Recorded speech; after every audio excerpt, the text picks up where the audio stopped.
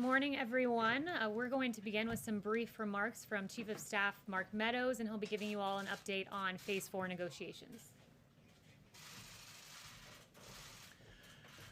Good morning. As you know, over the last several days, we've been having conversations on Capitol Hill, Secretary Mnuchin and myself, with Democrat and Republican leaders, both in the House and the Senate. Last night, we concluded a meeting with Senator Schumer and Speaker Pelosi a little bit before 10 o'clock.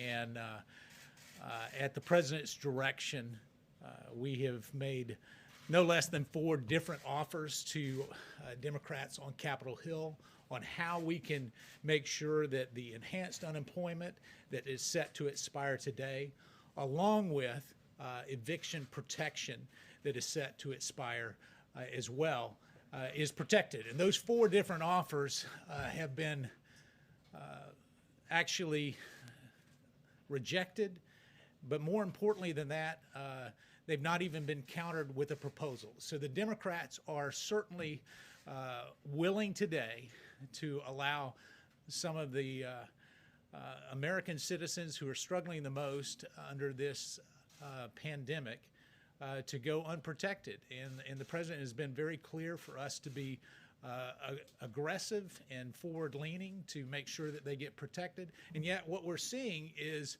politics as usual from Democrats up on Capitol Hill.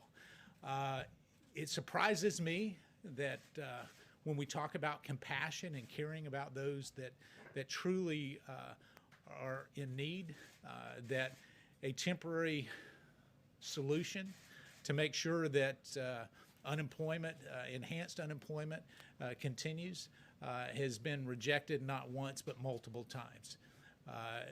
The Democrats believe that they have all the cards on their side, and they're willing to play those cards at the expense of those that are hurting. And we'll continue on with additional discussions today with Senator Schumer and Speaker Pelosi, perhaps an in-person meeting tomorrow on Capitol Hill as we stay engaged. But I'm disappointed in what we've experienced over the last 3 days, and I want to stress that the Democrats have made 0 offers over the last 3 days, 0.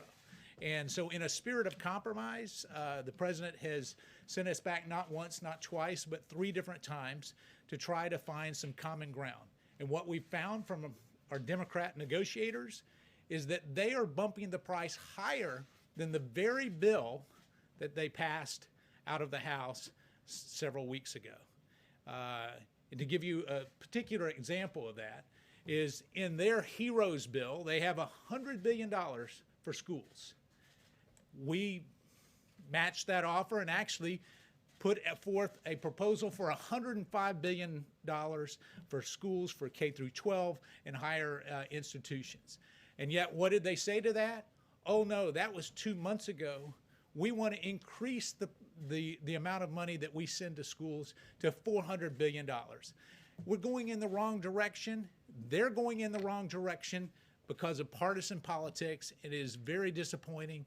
And so we call on Capitol Hill to get serious about their negotiations. The President is serious about the negotiations. We're willing to engage. As you know, Leader McConnell yesterday put forth a 1-week extension at the current levels for enhanced unemployment.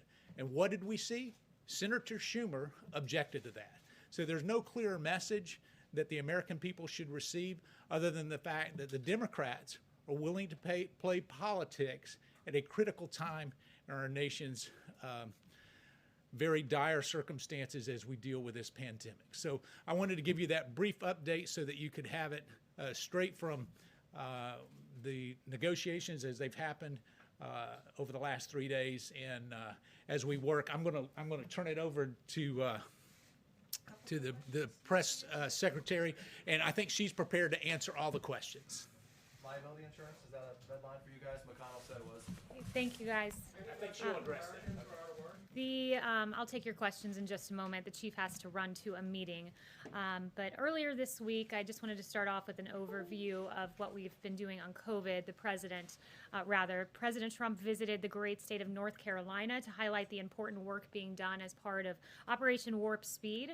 And thanks to President Trump's leadership, the Trump administration has made substantial investments, including investing in multiple vaccine candidates, with several entering phase 3 clinical trials, including AstraZeneca, Moderna, and Pfizer, providing financial infrastructure for mass manufacturing of potential vaccines, guaranteeing doses of a vaccine will be available for distribution shortly after approval. The race for a coronavirus vaccine is truly moving at warp speed under President Trump. In addition, President Trump is leading on therapeutics. Over 140 clinical trials are now underway. Remdesivir, dexamethasone, convalescent plasma, and monoclonal antibody treatments. Yesterday, President Trump visited the American Red Cross headquarters to hold a roundtable on donating plasma. This initiative will empower Americans to help their fellow Americans in battling the virus. These critical investments in a coronavirus vaccine are due to the fact that we have a businessman in the White House.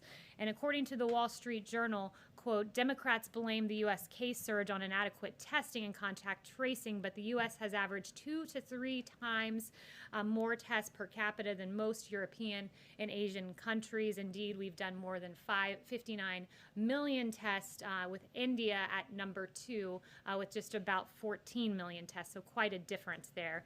Arizona, California, Florida, and Texas all were doing more tests per capita when they lifted their lockdowns, more per capita than Germany, Spain, France, and South Korea have averaged. The U.S. is the undisputed world leader in testing, and on top of the more than 59 million tests that we've done, the FDA has authorized more than 193 tests under emergency use authorizations, including molecular and antibody tests. Under the leadership of President Trump, the U.S. is leading the world in safe and effective therapeutics and the rapid development of a potential vaccine. Together, as one American people, we will defeat the invisible enemy. And with that, I will take questions. Paula. Kayleigh, thank you. On Mark's comments about how it's Democrats who won't compromise, Democrats came up with a plan 2 months ago. The Republican plan was just presented on Monday, and in that time, the president has contradicted the Republican plan on the amount of stimulus checks, on student loans. Mitch McConnell threw you guys under the bus on funding for the FBI building. What do you say to the tens of millions of people who are going to lose their benefits when it appears that the real issue is that Republicans cannot agree among themselves, even though they've had months? That's not it at all. In fact, Democrats offered a $3 trillion plan. We have a very specific focus right now, and it's not this comprehensive plan, whether it be the HEROES Act the Democrats proposed that was unserious or the HEALS Act. That narrow focus is this, that Americans are about to lose their unemployment insurance, and this White House, this Chief of Staff, this President, this Secretary of the Treasury have offered several iterations to make sure that Americans who through no fault of their own lost their jobs during this pandemic do not also lose these checks. We've made several proposals, as Mark Meadows just said to you, and how many proposals have the Democrats made? 0. And if you want to know where the Democrats' true intentions lie, look no further than the Martha McSally bill that was presented that would have extended the $600 unemployment insurance. It was rejected by Chuck Schumer, and that was a plan that the president was willing to endorse. The White House Kayleigh, what do you say to those that are going to lose $600 a week in unemployment payments that need that money? And also, why didn't you start negotiating earlier, and why only the offer of an extension of 1 week? Well, what I would say to them is that this is unacceptable, that the Democrats have been fundamentally unserious. And you just heard the Chief of Staff say a great example of that is they had this massive $3 trillion bill that called for $100 billion in school funding. We then gave $105 billion, which then was deemed insufficient. So if Democrats were interested in extending unemployment insurance and helping the American people, they would have endorsed the Martha McSally bill and extended this by a week to give us time as we try to extend this in perpetuity while we also focus on evictions as well. What do you say to those Americans that are about to lose $600 a week? That they need to be calling the offices of Chuck Schumer and Nancy Pelosi and say, get to work and stop engaging in politics on the backs of hardworking Americans who deserve these checks, who lost their jobs through no fault of their own. Are you willing to pass on the liability protection? That's a question for Mitch McConnell. He said that that's going to be a part of any bill, but that's Mitch McConnell's. That's his priority. This president is very keenly focused on unemployment insurance, and the Martha McSally bill is a great example of what Democrats are focused on. Yes. Kayleigh, if the president is so worried about how long it'll take to count ballots in the election, then why isn't the president and this White House doing everything it can to secure more funding for staffing and other resources to make sure that we can have a safe and proper election? Look, what this White House is focused on is making sure that our election is not riddled with voting fraud and that the timetable is not hung up here.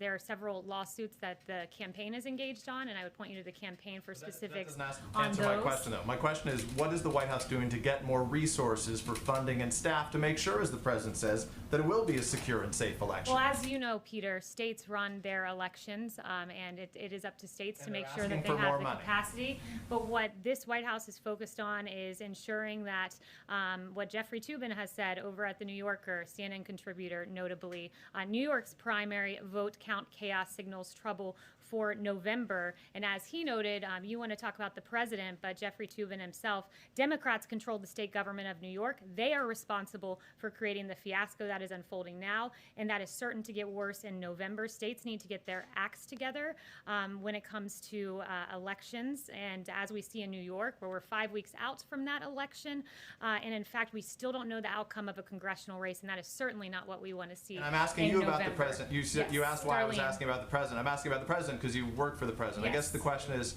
Oh, more and- specific. Thank you, Kayleigh. So the president's meeting this morning in a few minutes with the National Association of Police Organizations. In 2008, 2012, they supported Barack Obama and Joe Biden. In 2016, they didn't support either candidate, and now in 2020, they're endorsing President Trump. To what does the White House attribute this change in support?